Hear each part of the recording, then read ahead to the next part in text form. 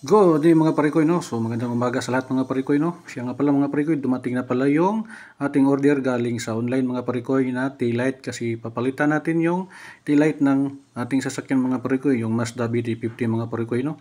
So ito na pala, dumating na kintab mga parikoy, no? Ayan mga parikoy. So ngayon mga parikoy, ito pala yung sira mga parikoy, yung may na yan. Yan sa kanan.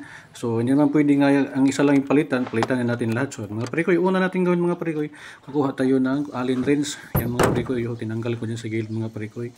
Yan, yung dalawang allen wrench na dyan na screw at saka bolt mga parikoy, no? Saglit lang mga parikoy, kung mayroon kayong allen wrench, kung kasya dyan mga parikoy, pwede yan mga parikoy. So umpisahan na natin tanggalin mga parikoy.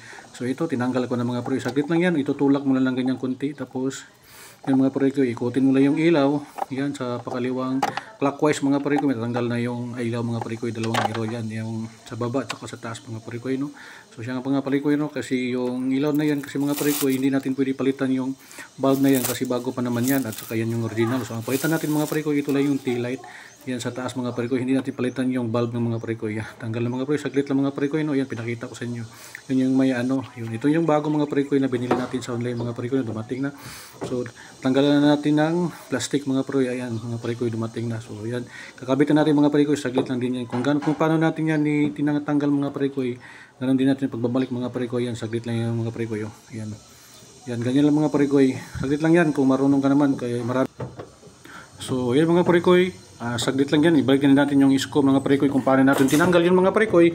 Ganito yung pagbalik natin mga parikoy, saglit lang yan mga parikoy. Tingnan nyo lang mga parikoy kung paano ko tinanggal at saka paano ko rin pagbalik mga parikoy. So kitang-kita nyo na mga parikoy, sundan nyo lang yung video yung mga parikoy, no? Ganun lang kasimple mga parikoy, kasi nanood lang din ako sa mga parikoy dito sa mga video sa YouTube mga parikoy, kung paano ko tatanggalin yung taillight na yan mga parikoy, paano ibalik at saka paano tanggalin mga parikoy. Yan, in-screw ko na, binabalik ko na yung screw mga parikoy. Ganun lang kasimple mga parikoy, no?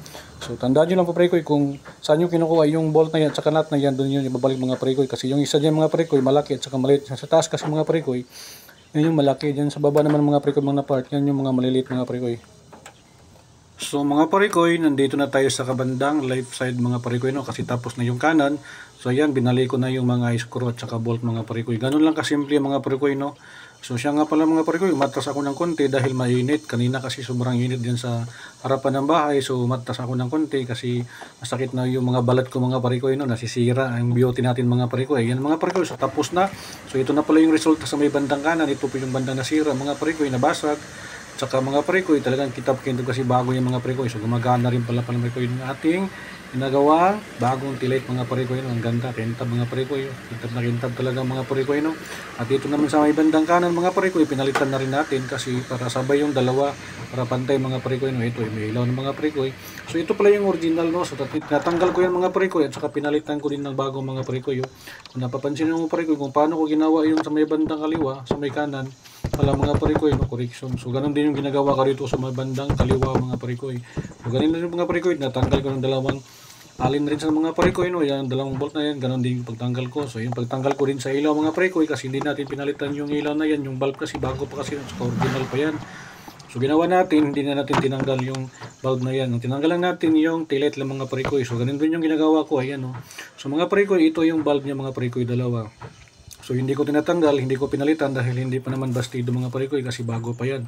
So yan ang mga bagong taillight mga parikoy sa may bandang left side mga parikoy. Ganun din yung ginagawa ko sa kanan, ganun din yung ginagawa sa kaliwa mga parikoy, no?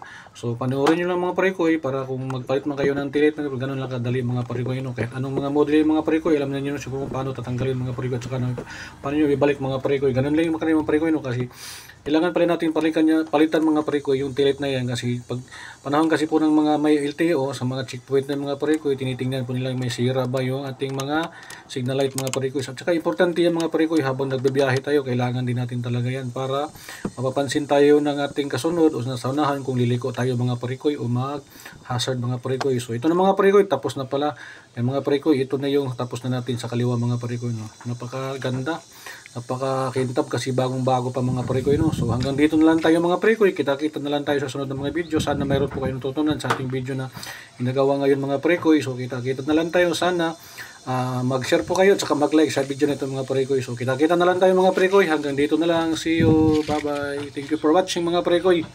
Huwag nyo kalimutan mag-like mga parikoy, at saka mag-share na rin mga parikoy. So kita-kita the next video mga parikoy.